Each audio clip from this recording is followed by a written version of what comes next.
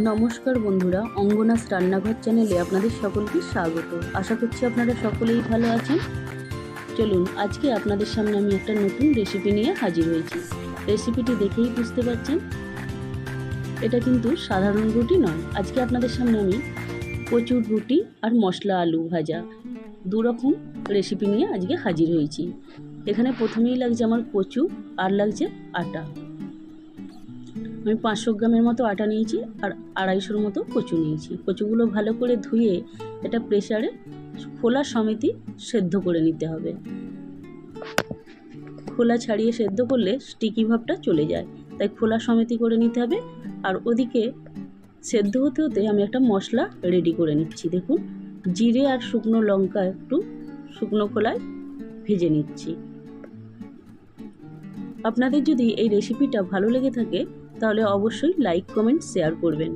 যারা ইউটিউব থেকে দেখছেন তারা অবশ্যই চ্যানেলটা সাবস্ক্রাইব করে দেবেন এবং পাশে থাকা বেল আইকনটা অল করে দেবেন। আর যারা ফেসবুক এবং ইনস্টাগ্রাম থেকে দেখবেন তারা অবশ্যই আমার পেজটা ফলো করে নেবেন। আপনাদের সঙ্গে কথা বলতে বলতে দেখুন আমার মশলাটা রেডি হয়ে গেছে। এখানে আমি গ্রাইন্ডারে যে মশলাটা রেডি করেছি ওটা কিন্তু পুরো গুঁড়ো করলে হবে না। এখানে আমার দেখুন কচুটা সেদ্ধ হয়ে গেছে।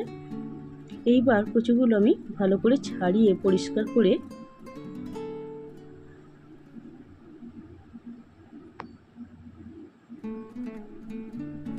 দেখুন দিয়ে দেব, আটার মধ্যে দিয়ে দেব।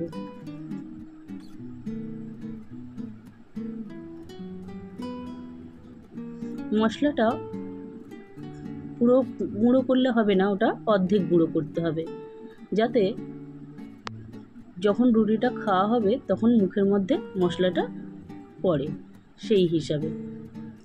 এইবার আমি ওই কচু দিয়ে সুন্দর করে আটাটা মেখে নিয়েছি। এইবার আমি রুটিটা করে নেব। খুব সহজেই হয় আর খুব মজাদার হয় এবং খুব নরম হয়, আর কচুর একটা আলাদা স্মেলও আসে।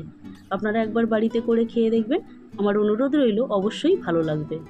আর লাইক, কমেন্ট, শেয়ার করবেন আর কমেন্টে জানাবেন কেমন লাগলো। দেখুন, দেখতে সাধারণ হলেও অসাধারণ খেতে হয়।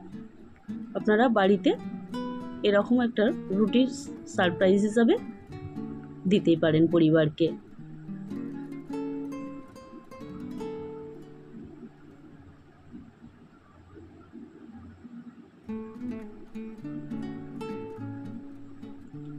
এরপর আমি চলে আসব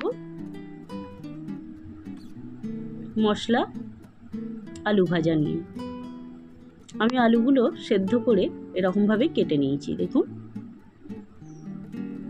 এরপর কড়াই আমি সর্ষের তেল দিয়েছি আর দিয়েছি একটা শুকনো লঙ্কাকে অর্ধেক করে কেটে দিয়েছি আর দুটো তেজপাতাকে কেটে দিয়েছি।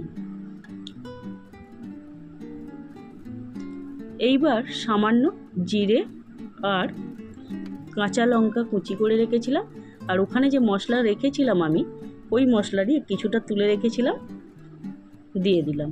দিয়ে এবার আলুগুলো দিয়ে দিয়েছি।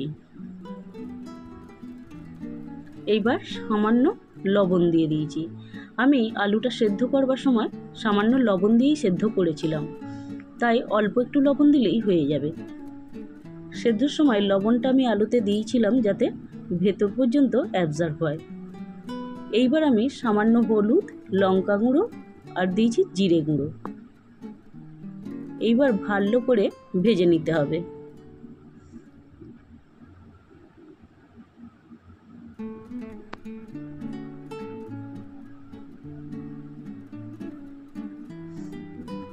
আমার রেডি হয়ে গেছে। এবার সামান্য কসুরি মেথি আমি হালকা হাতে রগড়ে দিয়ে দিলাম।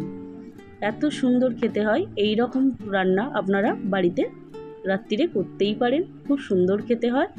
কমেন্টে জানাবেন করে কেমন লাগলো।